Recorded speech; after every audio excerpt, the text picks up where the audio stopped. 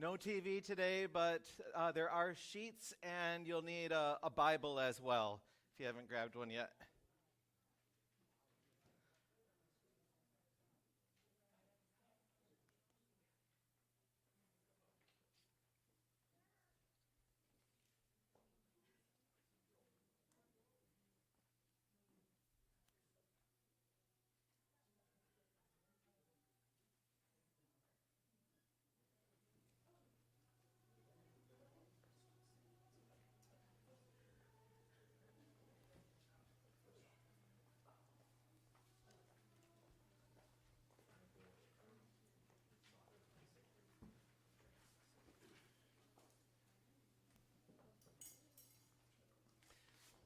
It's good to be here with all of you.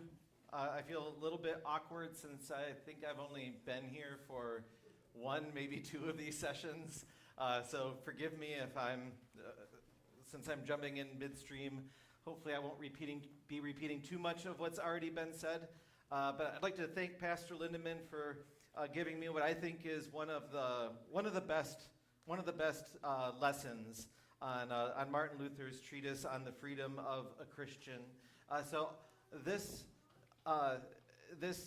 treatise that he wrote, a short essay, deals with what does a Christian life look like, and what is its substance if we don't live under the threat of God's condemnation. There is now no condemnation for those who are in Christ Jesus. Some accusations against the early Lutherans were, well, if you say that to people, what is going to stop them from just like running wild and doing whatever they want? So he wrote this largely in response to this and laid out these two propositions: that a Christian is a perfectly free Lord of all, subject to none. That there is no condemnation over my head. There is no one that can take Christ and his blessings away from me. I am free. But the corollary to that, paradoxically sounding in the Bible, is that the Christian is a perfectly dutiful servant of all, subject to all. I am free from everything. I have everything in Christ. But what does that freedom look like? I think we can think about freedom in different respects. America is a land that largely loves freedom and was created on the basis of it. I think that we often we think of freedom as being able to do whatever we want to do. Is that a good definition? That freedom is being able to do whatever you want to do? Or would you push back? Within reason, we still have a legal system. Okay, so the freedom in the United States isn't absolute. There are laws. What about freedom in its purest form?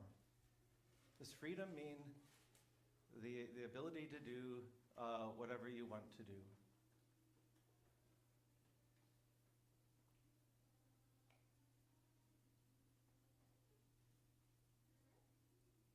Either it's a bad question or it's a really good question that has you thinking. John? Or John and I Tanya? was going to say, it's tough because where do you draw the line? Do I have freedom over something because then it infringes upon your freedom? What I do Okay. might affect your freedom. Okay. So I guess it's depending on where you want to draw the line. So it's governed by the rights of others, which is, I understand it, is a principle in our republic. You're gonna. I was trying to think this out loud. It's the freedom to be able to do whatever you want to do, but there's still always going to be consequence. And so,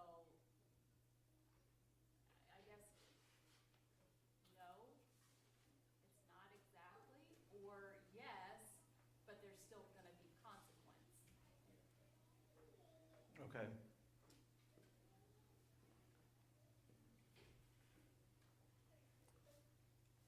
It depends upon what you want to do, doesn't it? is your will free? Another famous essay that Martin Luther wrote a little bit after this is called On the Bondage of the Will, and it was in response to what the leading European academic at that time, he wrote something called On the Freedom of the Will, and argued that human beings have a free will in which they're in complete control of. Martin Luther said that the problem with our concept of freedom is that we don't want the right things by nature. By nature, turned in on ourselves, me monsters. That's not what God created us for.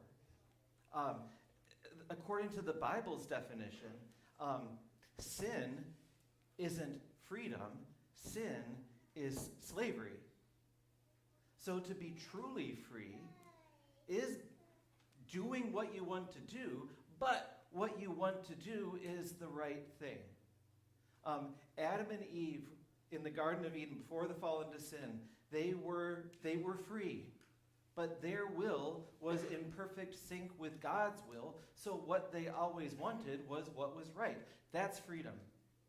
I'm going to go back to my the definition of freedom that helps me the most is freedom is the ability to function according to your purpose. Our purpose is to love God and to love our nature. Our purpose is to be selfless. When we are being selfless according to God's will, that's freedom. To turn into a me monster and try to serve my own interests, that is not freedom, that is slavery. The tricky thing about sin is, the deceit of sin is that you're in control. But that's not the way sin works. You don't control your sin controls you. I think the clearest illustration of that is somebody who's suffering from an addiction. That, well, I want it, but you're not in control of that desire. That desire is in control of you. You are its slave, and it's destroying you. So when Martin Luther wrote that a Christian is a free Lord of all, subject to none, that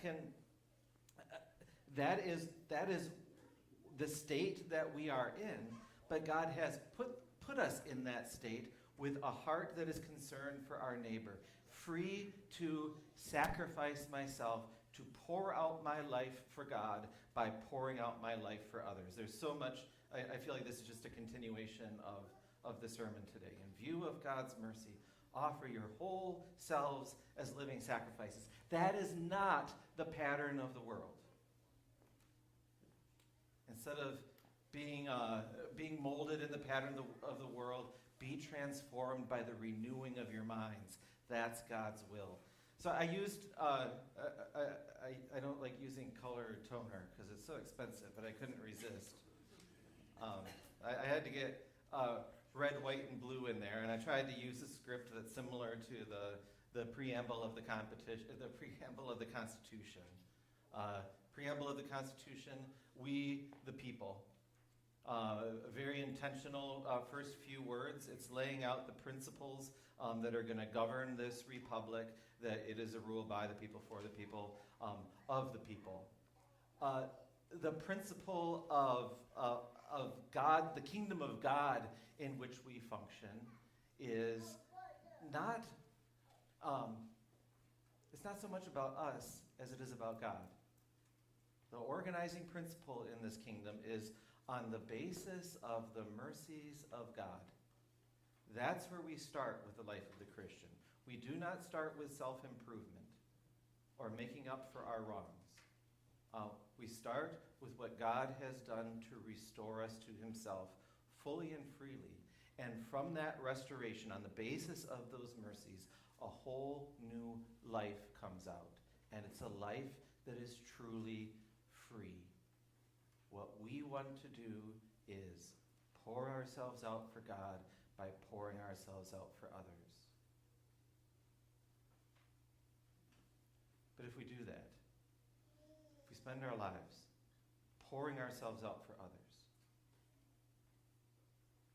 what are we going to have? What's there going to be left for us? Who's going to take care of us? I mean it in earnest. If you just give and give and give, what happens to you? Don't you end up with nothing? What's the Bible's answer to that? It's kind of a yes and no answer. Maybe materially you end up with nothing, but I think the spirit of giving would create joy and love between you and the people receiving it, potentially. Okay, your selflessness would be contagious through the gospel. You receive. I mean, when you give, you receive. There's lots of promises that give and you will receive. Whoever sows sparingly will reap sparingly. Whoever sows generously will reap generously. That's all part of God's promise. It's not like a get-rich-quick scheme, like, okay, if I give enough away, then... But the Bible's answer, if I give and give and give and do nothing but pour myself out, God will. God will see that you are taken care of. You will not be poorer for it. That takes us back on the basis of God's mercy, on the basis of everything that God gives to you. Not only in Jesus' death on the cross and resurrection, but all the blessings that flow from that. You are free to give it all. When Paul says offer your bodies as living sacrifices, he's not looking to make the Romans poorer, but free. Where I wanted to start here, I'm hoping to make this gets really practical in application today, since the sermon hopefully already laid a lot of the basis.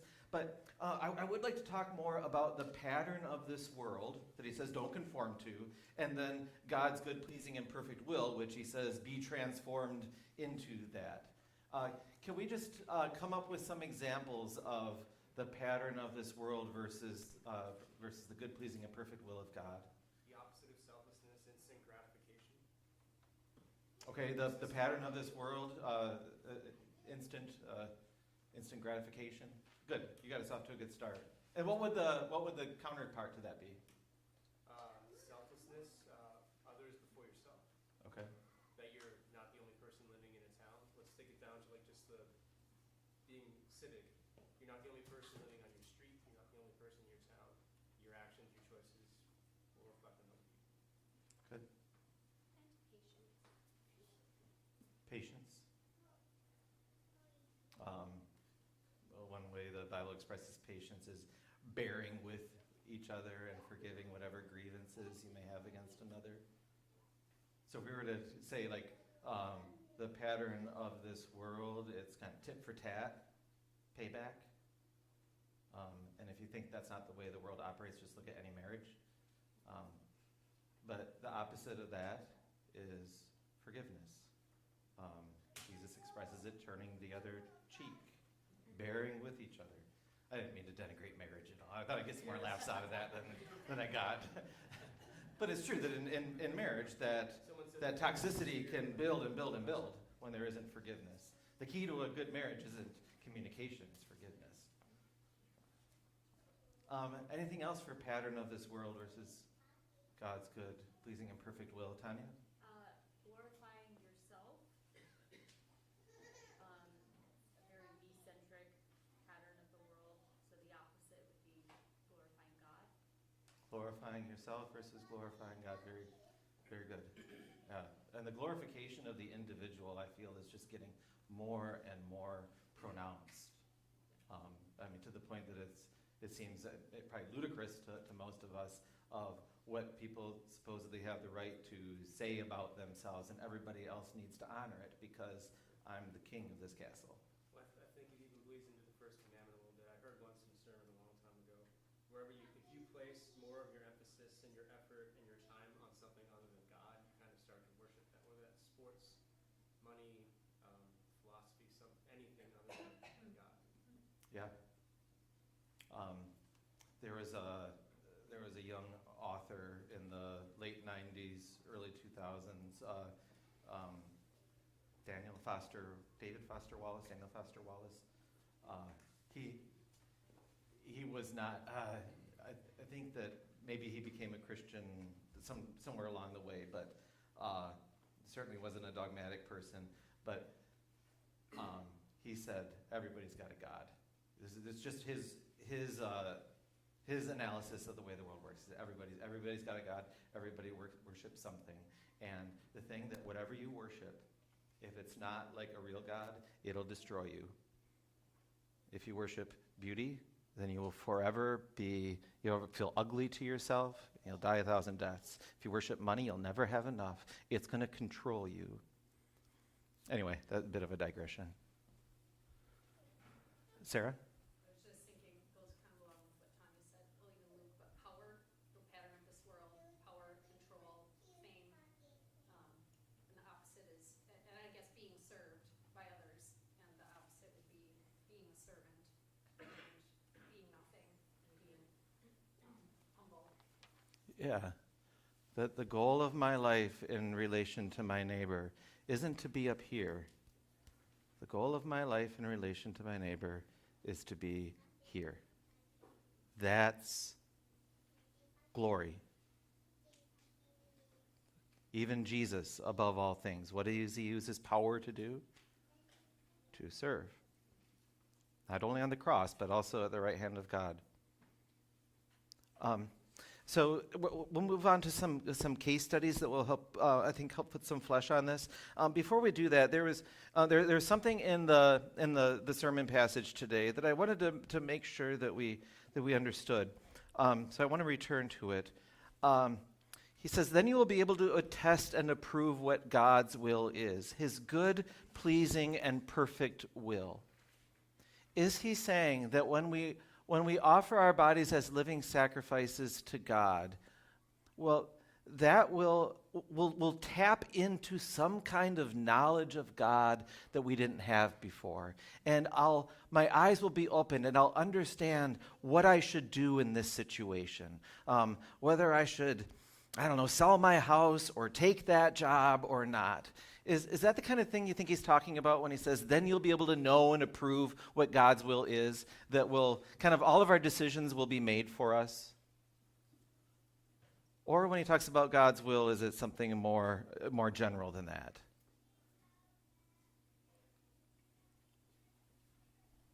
Miracle?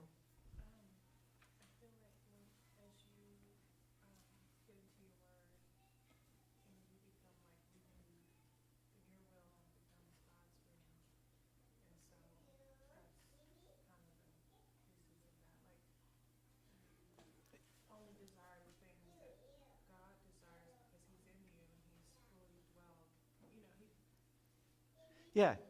As you commune with God in his word, your will conforms to his will. And it's not in the kind of thing, well, should I take this job or should I move to this place or that place? It's that God's will is that I offer my body as a living sacrifice, is that I pour out my all.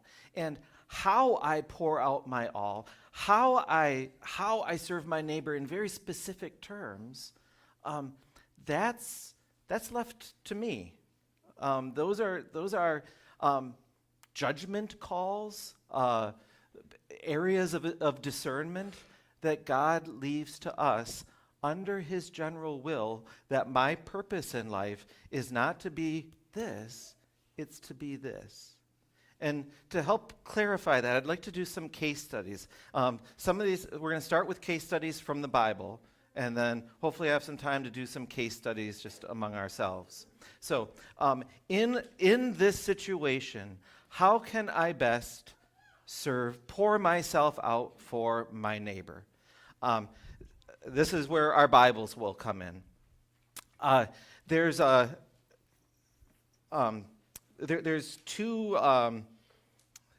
two times that the Apostle Paul came to very different conclusions about whether to circumcise someone. This can be pretty foreign to our context, but in the New Testament, when the church went from Jewish centric to worldwide centric. Circumcision was something that was not required of God's people anymore. But that was a really hard thing for the Jews to get past. That had been like a big thing in their God-ordained culture since, ordained since the time of Abraham.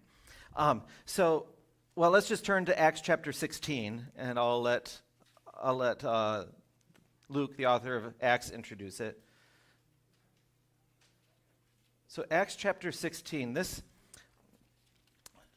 earlier in the Bible, earlier in the book, Paul was a persecutor of Christians. God appeared to him on the road of Damascus. Paul became a Christian, and he is first sent out on his first missionary journey in Acts chapter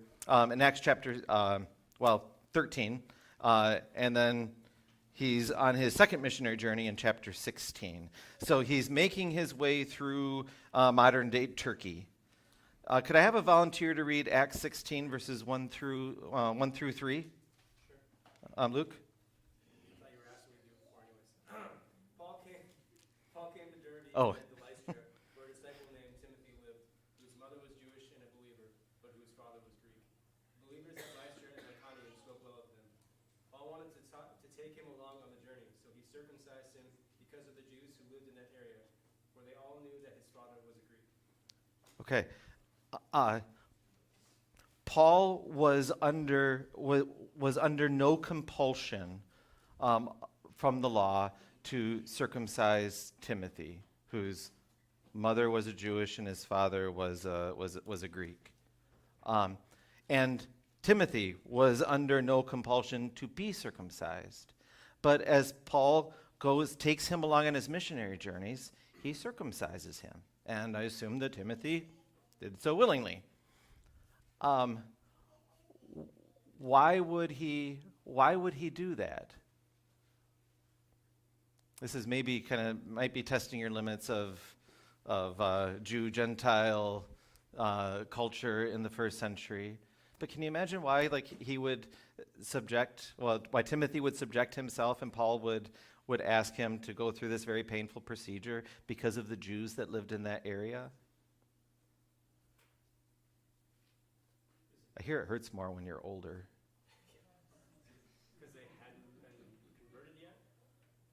Okay? He was going out to evangelize among the Jews, to tell them about that Jesus the Messiah has come. What does that have to do with circumcision?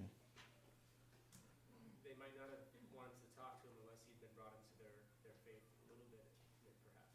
Yeah, these were people who the proclamation that the old Israelite laws no longer governed them was like a new thing.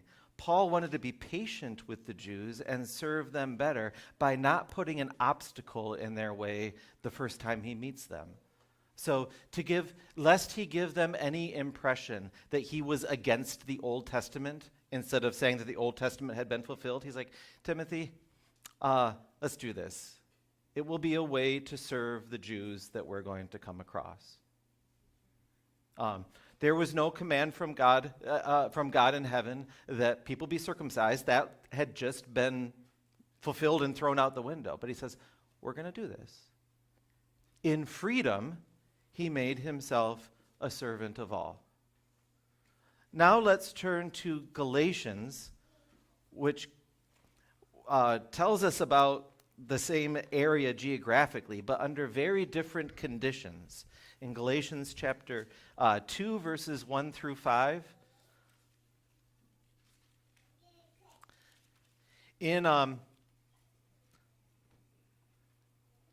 So the circumstance that prompts Paul to write to the Christians in Galatia is that there were, in Paul's absence, there were people there who were preaching, you need to be circumcised. In order to be saved, you need to believe in Jesus and you need to be circumcised. These weren't people that were like, that circumcision was new to them and they needed time to process it. These were people who said, no, you need to do this. Okay, and let's see how Paul deals here with another Greek named Titus. What do I have, 2, 1 through 5? volunteer? Yes, Miracle? 14 years later, I went up again to Jerusalem, this time with Barnabas. I took Titus along also. I went in response to a revelation and set before them the gospel that I preach among the Gentiles. But I did this privately to those who seemed to be leaders, for fear that I was running or had my race in vain. Yet not even Titus, who was with me, was compelled to be circumcised, even though he was a Greek. This matter arose because some false brothers had infiltrated our ranks to spy on the freedom we have in Christ Jesus, and to make them slaves. We did not give in to them for a moment, so that the truth of the gospel might remain with you. Thank you. So circumcision had become a teaching or doctrinal dispute in Galatia. And there were people that were saying, if you want to be saved, you need to be circumcised. So in that case, Paul had an attendant, a co-worker who wasn't circumcised, and he's like, Titus was like, I'm not going to be circumcised. This wasn't Titus asserting his rights. Well, I don't need to be circumcised, so I'm not going to be circumcised. Nobody can tell me what to do. It was to make a statement loud and clear that circumcision, that salvation isn't Jesus plus circumcision. So in that case, he doesn't get circumcised. He's still using his freedom to become a servant of all. Makes sense? You come to two different conclusions, but you're in two different circumstances. But the principle is the same. How can I serve? Okay. I'm just going to narrate the next two. So another set of related questions. Should Paul receive material support from the Corinthians? He talks about that in 1 Corinthians chapter 9. In there, Paul says to the Corinthians, who had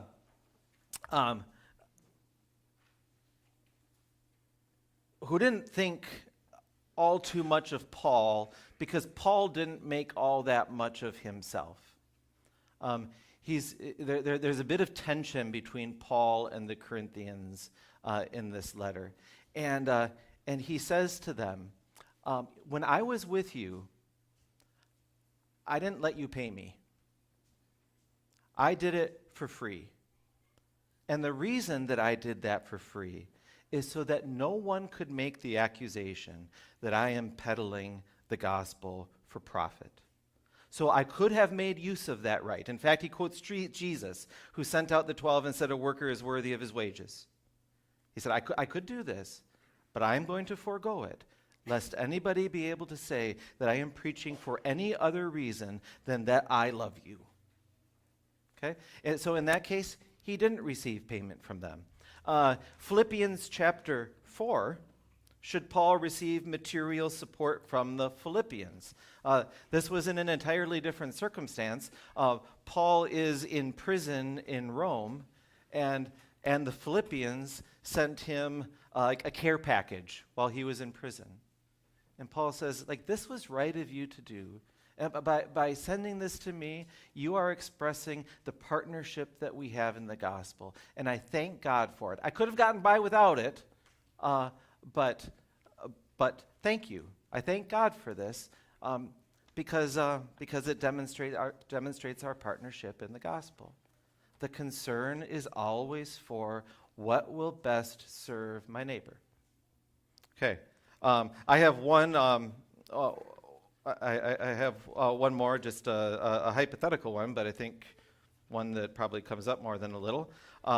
Okay, so there's parents who have an unemployed adult son, and he's having trouble making his rent. And he says, hey, Mom and Dad, can you help me out with my rent this month? Should they help, or should they not? We're having a recruiting crisis in the country right now. I have a very easy solution for this. Oh, join the army? Okay. One way. Is that the best course of action for Mom and Dad to say, hey, go see Luke. Free college when he's done. Depends on the circumstance. It depends on the circumstance. Can we envision some different circumstances that might lead to different conclusions? Miracle, stars. Excuse me?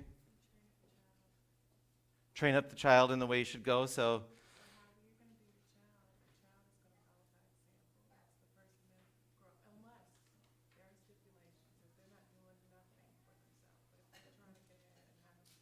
But if they're trying to get ahead and have a bad time, it happens to all of us. So yeah, you go by that person. But if they're just, but however you want your child to be when they come to you, you should be an example to them. okay, so one consideration might be how can I be a role model of generosity for my child? Tanya? I think too, it depends on, is this the first time the child has been rent-free because of the circumstances for whatever they may be. And then you can be generous, but also provide boundaries. So, to set up, this won't happen again, or I won't be able to do this again if you don't do X, Y, whatever it may be. So I think creating boundaries for that. Boundaries, yeah. John? I think it's just our human nature. We go very negative very quickly.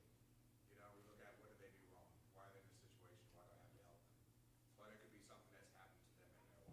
Or it could be something that, say that son's studying for ministry. Should you support them so that they can then become a pastor while they're struggling through those costs? Okay. Nancy, and then I'll I think you have to look at it as if you're going to become an enabler or if you're actually helping. okay. So if they got in that situation because of poor judgment or say, maybe they got into drugs, alcohol or something, you don't want to enable that. Or if they're trying real hard and there's just circumstances where, hey, I'm not making my rent and I'm kind of torn over this way and that way, helping them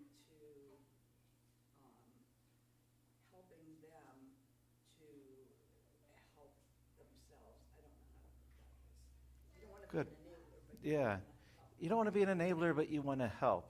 The bottom line here is how can I best serve the needs of my neighbor?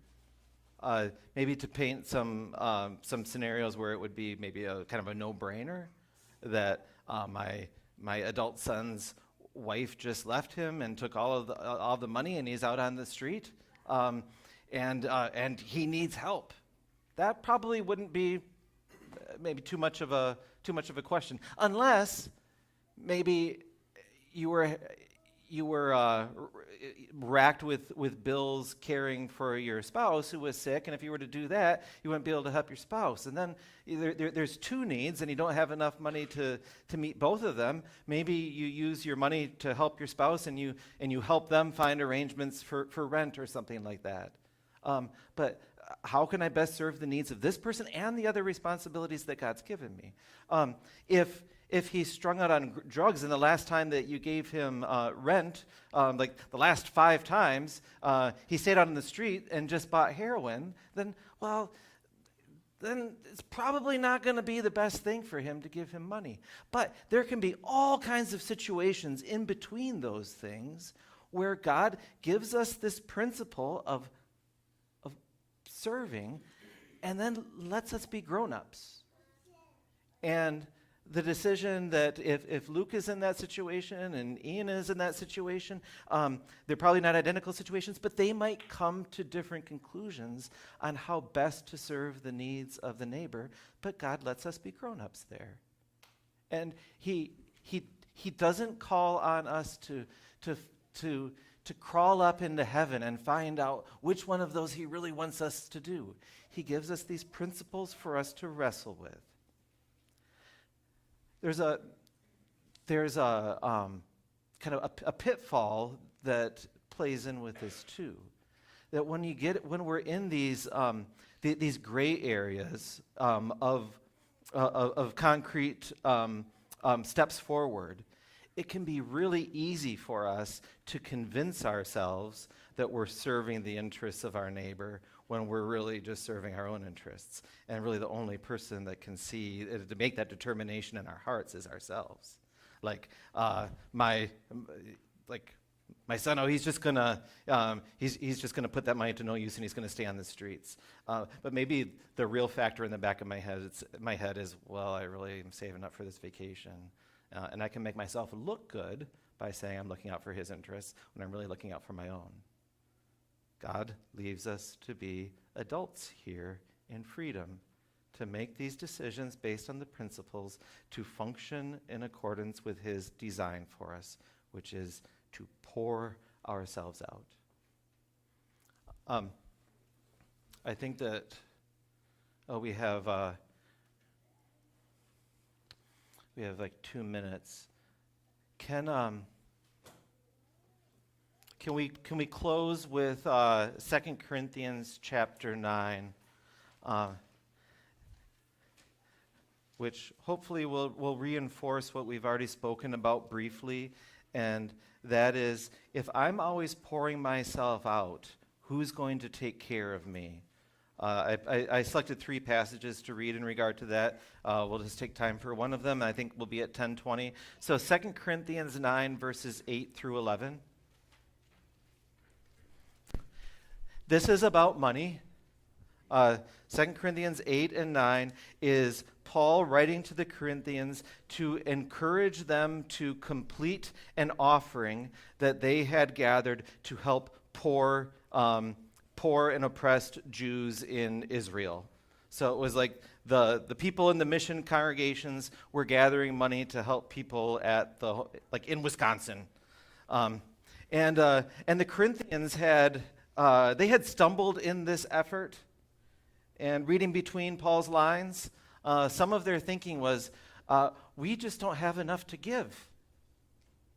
Like, I'd be happy to be generous if God gave me more. Like, if I had more, right now. One of the things he does in these chapters is he points them to the generosity of the Macedonian Christians north of them who gave out of their poverty. Generosity isn't not at all about how much you have to give.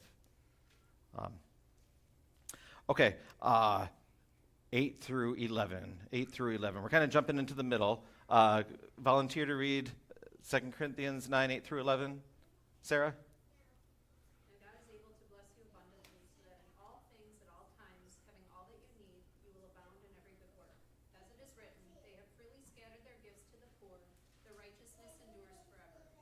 Now he who supplies seed to the sower and bread for food will also supply and increase your store of seed, and will enlarge the harvest of your righteousness. You will be enriched in every way, so that you can be generous on every occasion, and through us your generosity will result in the thanksgiving to God. Okay, so writing to people who were thinking, I just don't have enough money to give. Count how many times the word all occurs in verse 8. God is able to bless you abundantly, so that in all things, at all times, having all that you need, you will abound in every good work. He's making a point by saying all, every.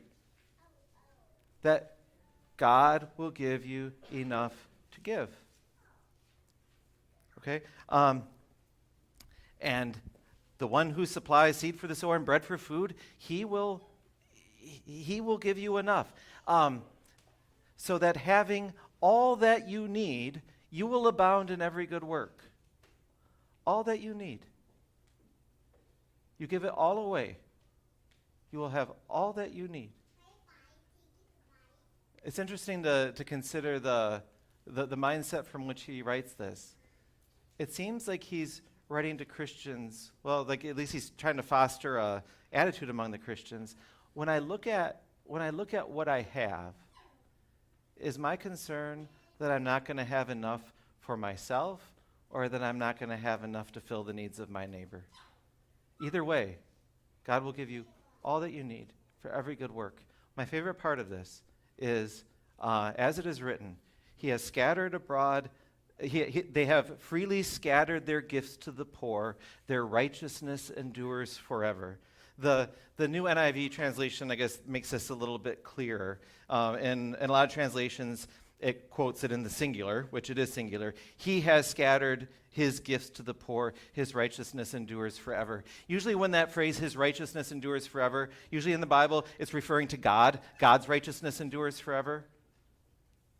But here where he quotes it, it's not talking about God's righteousness enduring forever. It's talking about the believers. So he's saying when he encourages this offering, people might say, okay, well, it's going to maybe feed like 10 people for 10 days, and then it's gone. He's saying that the good that God works through you, through your stooping down low to serve, that in some way, that righteousness will outlast time. You may think that, okay, I'm sending a check over to Jerusalem. It's more than that. You are doing something that will endure forever. I can serve myself, and that disappears. God invites me to join him in his work, to live according to his good, pleasing, and perfect will. And he said, there is a way in which that will always be. That's pretty neat. And that's all wrapped up in a Christian is a dutiful servant subject to all. The glory of stooping down low. That can only be done in freedom. That can be only done with the peace with God that surpasses all understanding. Okay, we'll close with a prayer. We're 5 over. Father in heaven, we thank you for calling us into your kingdom and washing us clean with the blood of your Son through faith. We ask that you continue to send your Spirit into our hearts through the gospel so that we may be ever bolder and nobler examples of your grace to everyone around us. Make us true servants, free from all but dutiful to all. Amen.